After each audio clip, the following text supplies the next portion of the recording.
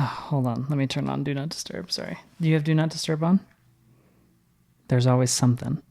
Always. Some sort of notification. My phone's always on Do Not Disturb. Okay, now here's what I want you to do. I just want you to imagine yourself for a moment as you hear our intro music, as it slowly fades into the podcast. Oh, doesn't that make you just feel so happy inside? It does once you play it. Oh, yeah. It's the best. I love our intro music. Guys, welcome to podcast number 4. Thank you for being here. Thank you for your listening ears. And if you're on YouTube, your looking eyes. That's what I say to the kids in primary when I'm doing music. I need your listening ears, your looking eyes, and your singing voices, because that kind of like helps them keep their attention. Cute. Yeah.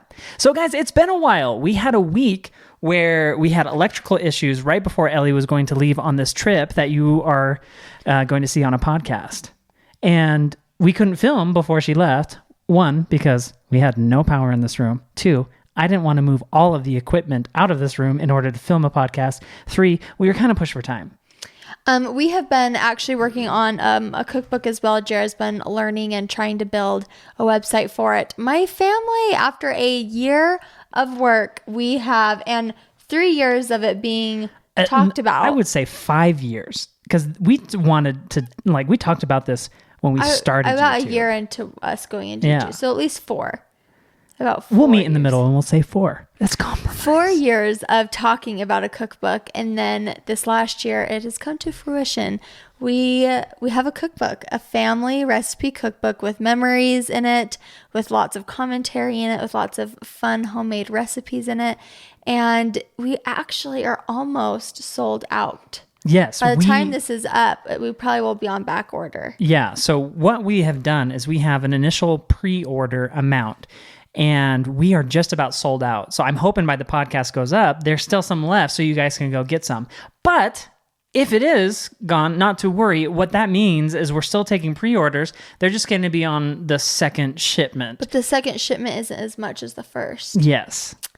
It's hard to business. So I guess the easiest way to say this is if you want the cookbook, get it as soon as you can so you can guarantee yourself a copy. That's the easiest way. We'll have a link in the show notes, griffithscookbook.com, to pre-order a copy today. It's available internationally, and that's what we've been up to. That's what we've been up to. We missed a week. We have a cookbook release, and now we're back getting into the podcast. And speaking of the podcast, always feel like the beginning of the podcast is like, okay, we're having a business meeting with the listeners, and we're going to talk about things. I kind of don't like that Jared films it, because then you can see every yawn that I make. This is raw. I don't ever really look at the camera. It's just like extra, I guess. But I rarely look at the camera either. I'm either looking like at the computer, the mixer, or my beautiful wife, or our beautiful baby. I'd put him in his room, but I think Calvin would go in there and like pick him up or something. So he's in my arms. Yep. So you guys know that we use Anchor as our medium to distribute the podcast to Apple Podcasts, Google Podcasts, Spotify, all of the places where podcasts are available. And they've been a huge help to us in getting the podcast up and running and started, and tips and tricks and help with our podcast. It's been really, really great. And so they have contacted us and let us know that they have a new feature available. It's called Listener Support.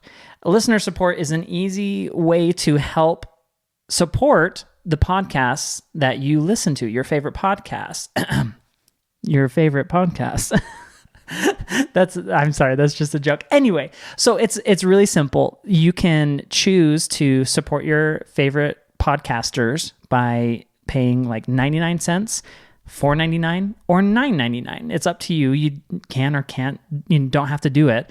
But, Cullen and Katie are on Anchor. I know for sure. Casey Neistat is on Anchor. I know for sure. So if you have a favorite listener that you want to support, or when I say listener, I mean podcaster, that you want to support, they have a new feature called Listener Support. So I encourage you guys to check that out. It's a new cool thing from Anchor. They've told us about it, and we're very, very excited about it too. Awesome. Should we get into what we're going to talk about today? Yes. Today we are going to talk about discipline. The D word. What D words do you know? Doberman? Discipline? Damn. He's a fun reviewer on food review on YouTube. No, we're going to talk about discipline today. And I thought we would start off talking about discipline. The way that kind of Ellie and I were disciplined. How you were disciplined and how I was disciplined as kids. And then I thought we'd go into like kind of how our goal in disciplining our kids is today. And while we talk about this, I want to do a disclaimer. We are in no way talking about our parents or how we were raised. No, not at all. But there are a few things that Jared and I, we always talk about situations. What are we going to do when this happens? What would you do about this? I love doing that. How should we react when this happens? Like, we always kind of talk about situations so we kind of are on the same page. I think they call it role play. We like to role play a lot. Oh, yeah. And lately we've been talking about, well, I feel like, or I don't know, maybe I'll just get into how I was disciplined. Sure. Disciplined growing up, I was the youngest. And I honestly wasn't disciplined a whole ton. And I think it's because I was the youngest and I just kind of followed the crowd. Like, I was with my siblings. My mom's like, I never had to teach you how to go to bed. You just went to bed, because at that point it was bedtime. All the kids went to bed and I just followed what the kids did and went to bed, So I kind of was just trailing along. So I wasn't disciplined a whole ton, but I do remember getting Tabasco on my tongue when I think I either swore or backtalked. I'm sure I backtalked to mom or something. Mm-hmm. And I got Tabasco on my tongue. My parents never really did corners that I remember. But they would put us on a chair. Like, if my mom was just like, if we were running wild and she needed us to just sit, she would tell us, she's like, you're not in trouble, but you're going to just sit here because I just need you to sit. So she'd put us on a chair a lot, and that's what I do a ton with our kids. Oh, yeah. And I think your mom still does that with some of the grandkids. Totally. Like, when she's watching them or when we're there, she'll take out the bar stool. She'll sit it like in the middle of the living room so they can't reach and grab anything. Yeah. Just sit here for a minute and just sit. Just so she can like focus and get something done. And not often, but once in a while I would get spanked. Mm-hmm. Not tons. I mean... Yeah. And, I kind of had a very similar approach. In fact, we went out to dinner with my parents the other day and we asked them, I was like, what did I do, one, to get in trouble? And two, what did you guys do? And I don't know if my parents were just trying to like, well, Jared, butter me up a little bit. But they're like, you didn't really get in trouble, Jared. We didn't really have to discipline you. And I wonder if that's a product of being one of the youngest. You saw your older siblings get in trouble a lot, and you're like, I am not going to do that thing. When my older siblings would get in trouble, my dad would have us all there. And he would tell us, he would say, you're all here so that you can learn. Yeah. Like, she is in trouble because of this, and you are watching her get in trouble, and I'm hoping that by you watching, you'll learn to not do that. I think one of the best ways to learn is from other people's mistakes. Use examples as a way to learn. But yeah, growing up, I do remember getting in trouble. And maybe it's because my parents' memory is bad. I don't know. Sorry, Mom and Dad. But I do remember my dad chasing me and trying to like unlatch his belt. Why the flip were you running? Oh, because you didn't want to get hit with a belt. If I would have ran, oh my gosh. It would have been worse. You don't run from Dad. But I think he never hit me with it. Like, he never did. I think it was just like... He was just like, gosh dang it, I want your attention. Yeah, get over here. And then he would chase me. And then he would get the belt. And then he would bring out the swear word. Because my parents like rarely swore, but they did. Like, my mom didn't. She has a clean mouth. Except for one time. Real quick, side story. So, I think I've said this on the vlog, but my mom, I was like in high school. It was like my senior year of high school. And I would just love to pester my mom in a cute, adorable way. Like, we would just make fun a little bit. And I took it a little too far. And I could tell her steam was just about to come out of her ears. And she was like, Jared, stop being such a smart ass. And it probably felt so good for her to Oh, say that. I'm sure it did. And I just looked at her and started laughing. And I was like, Mom, did it take you a lot of build up to finally say it? I would have slapped your face. And well, we just laughed with each other. And that was just really fun because it was all fun and games, but it was That's funny. cute. But yeah, when my dad would swear, like that's when I knew like he was serious. And so we would stop or I would anyway.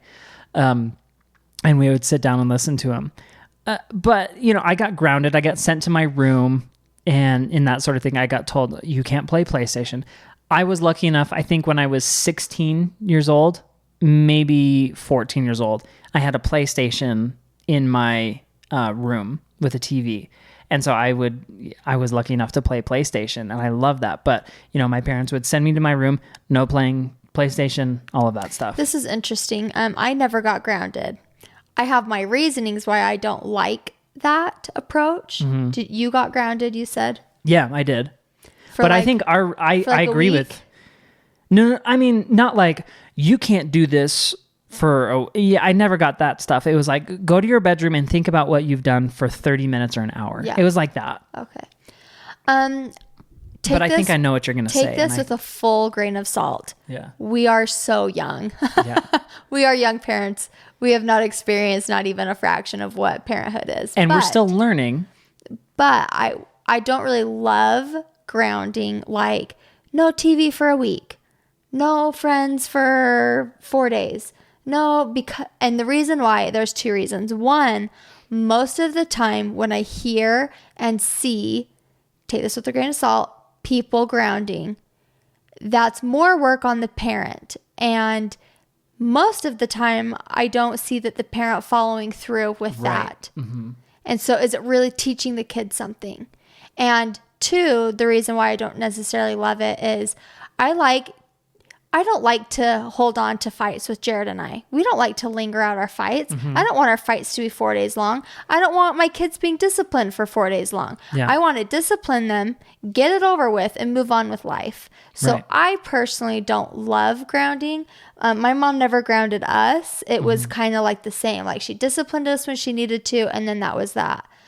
I totally understand like taking away something for a while. Like if maybe our kids are teenagers, like, you know what? I'm just going to remove the remotes from the house. We're not even watching TV. We're not going to do this. We're, like, eliminating stuff for a while. But as far as like grounding, I don't really love that. Yeah. And I'm not a huge fan of sending someone to their room. And like I said, we may be wrong in this, but I don't like sending someone to their room for an extended period of time because honestly, I feel like your bedroom should be a place where you sleep, you feel comfortable, and all of that stuff, not a place where you get in trouble. That's kind of how I personally feel, though. My mom used to say, she's like, I'm not sending you to your room because you're going to sit in your room and fester and be mad and think like mad thoughts. Mm-hmm. And she goes, so when we got in trouble, we had to stay right by her side. Yeah. She's like, I'm not letting you run off and be angry. You're going to stay right by my side and follow me around the house.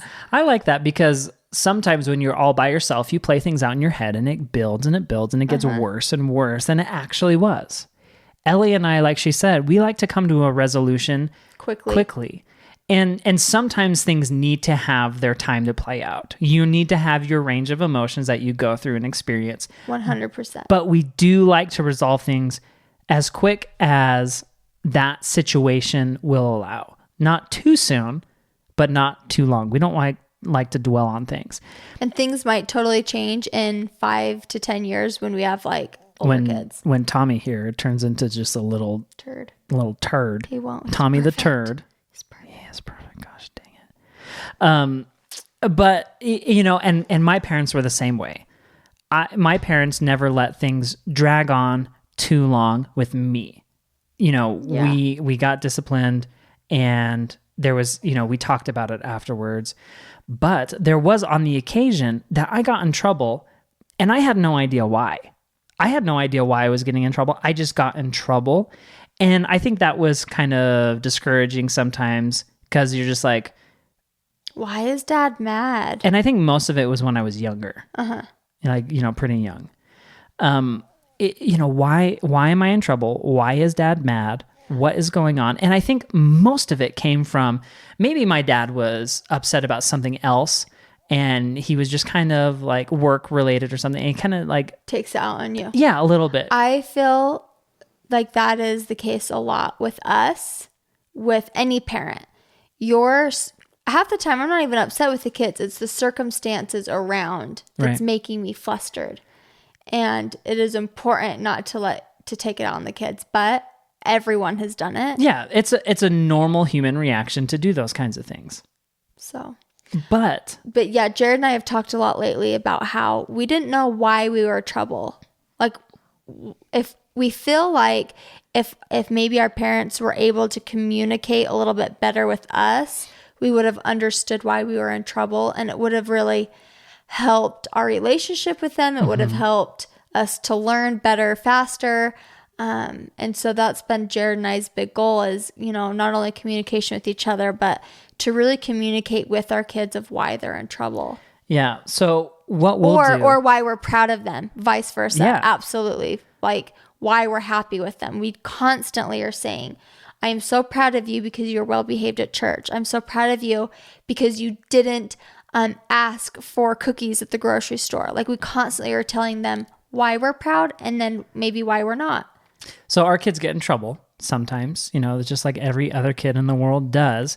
But a goal that Ellie and I have had is we want to get down like on our knees in front of them or sit them up on the table. And we want to look them in the eyes and we want to explain to them until they can understand. Jackson, Calvin, Tommy, you did this. And as a parent that, not in these kind of words, but teasing. Yeah, we didn't like that you did this to this kid. Do you think that he would like it do you think you would like it if he did it to you?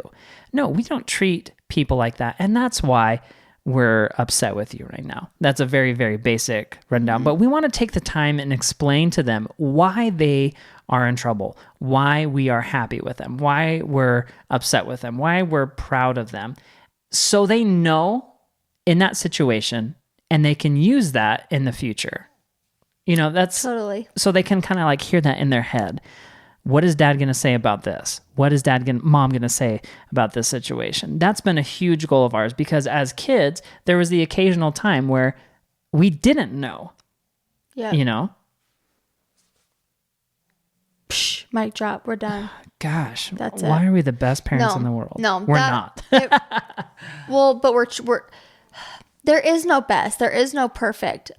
And like I said before, there's more than one right way to parent. This has been the best for us. Yeah. And our household and how it functions, I love. And I think it's because we're trying to communicate. And because you can see something in the kids immediately after. Like Jackson does feel remorse when we explain to him about that. But we're not yelling at them about it. No, we try and be very level-headed. We try and talk but there are times where it's like, you know what?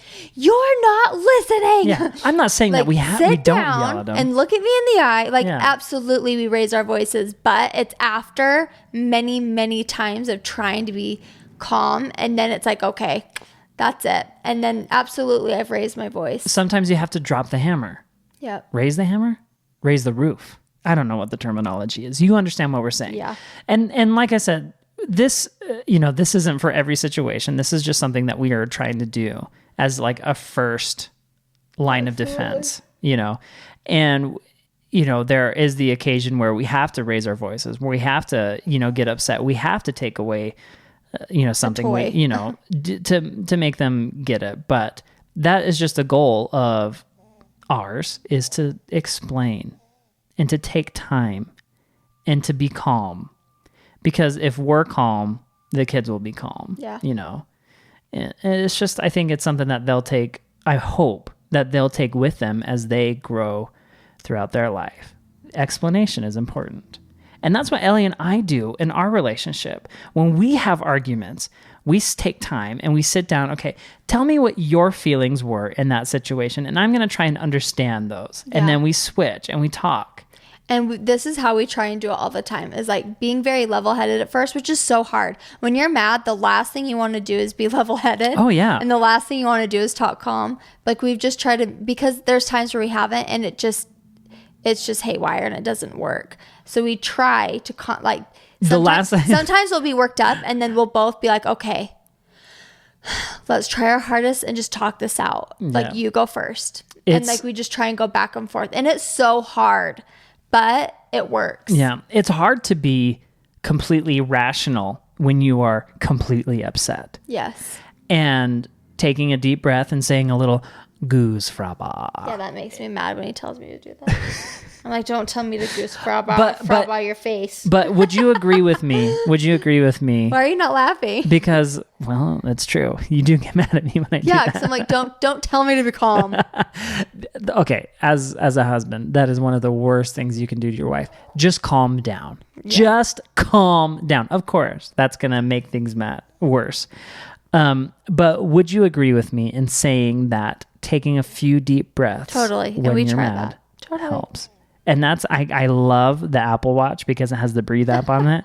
And it's like, it like knows when I'm upset. Like when I'm getting mad at the kids, it's like, bing, why don't you take a minute and breathe? And I'm like, shut up, Apple Watch. I'm not being rational right now. And I don't need you to tell me to be calm. Stop trying to tell me how to parent. Don't tell me how to live my life, Apple. I'm actually really happy with my Apple Watch and tracking steps and all of that stuff. And it's been really great in telling me to breathe. Okay, what else do you want to talk about? But I don't want to linger on it. Yeah, I don't want to linger on it too. That is how, that's kind of how we were disciplined. Yeah. This is how we are disciplining. And I love that we're taking things from our parents, we're adapting them a little bit, and then we're kind of making them our own. I think that's what everyone tries to do. My dad's like, I try to give my kids a better life than I had. We're trying to give our kids a better life than we had. Hopefully they'll do the same with their kids. Like, we're just all trying to grow and do the best that we can. Yeah. And I, I don't want to sound too cheesy, but it kind of is. I love that I get to do it with you. I love that I have a partner who I can depend on and lean on and ask for help and advice, and someone who's, better than me in some situations when it comes to disciplining these kids. Because, some viewers and listeners may agree or disagree with this, but it's like, who do you think is more patient with the kids when it comes to a day-to-day basis? People may say you. I would think that some people would say me, and I think some people would say you. Absolutely. But I would definitely say within the last, 4 months. Sure. Ellie has been way more patient with the kids than I have. Because there have been times where I'm just like, they're just not listening. Jackson is very mature for his age. Yes. And I have to remind Jared that he's only 4. And I think, like last night, going to bed, the kids going to bed, they were in their beds, but they weren't going to bed, and they were laughing, and they were getting out of their bed, but staying in their room. And Jared had gone down like 5 times and was just like, he came upstairs, and then the next time he was like getting ready to run downstairs, and I was like, I was like, let me go, like it's my turn. I laugh at it right now because like the kids hear the footsteps. Oh, if and Jared, then they like run in bed and they're like, oh, Dad's coming up. Yeah, they don't like when they hear Dad having to come down the stairs. But I just felt like, okay, they're just toddlers. They're at least laughing. Yeah, they're not fighting with each other. That's the thing is like, I don't want to get mad at them for just being kids. Yeah, I want to get mad at them when they are teasing, when they're hitting, when they're yelling. Not when they're just being little kids and laughing in their bedroom. It was 2 hours past their bedtime. But it was flipping like 9:30. Yeah. So, I mean, but we take our turns. And that's why... Yeah, I think that helps too. We take our turns. And that was a segment on why Ellie is better at parenting than Jared. No. Yeah, we wanted to just take some time and just, talk out... Aloud the way we kind of discipline things. And I'm grateful that we do because it makes us realize... Oh, do you guys hear Tommy?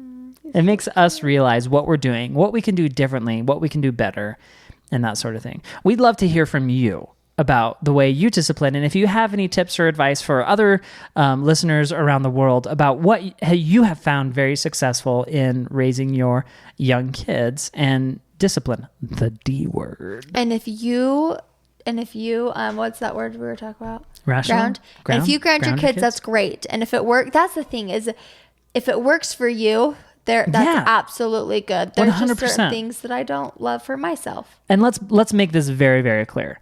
There is more than one right way to parent your kids. You need to find what works for you. This won't work for everyone. Sometimes talking and rationalizing with a 4 and 3-year-old, I could see how people would be like, that's impossible. Yeah.